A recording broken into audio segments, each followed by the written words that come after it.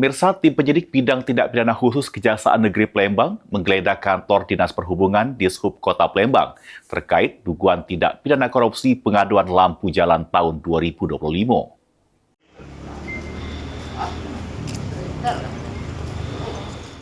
Tim penyidik bidang tindak pidana khusus Kejaksaan Negeri Palembang melakukan penggeledahan di kantor Dinas Perhubungan Kota Palembang yang berada di Jalan Pangeran Sidoing Lautan, Kelurahan 35 Ilir, Kecamatan Ilir Barat 2 Palembang.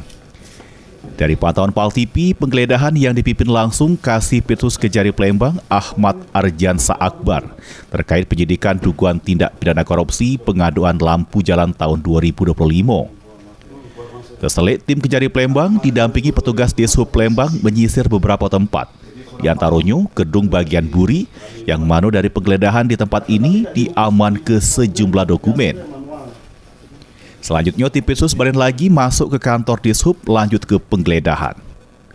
Heru Wahyudi, PAL TV.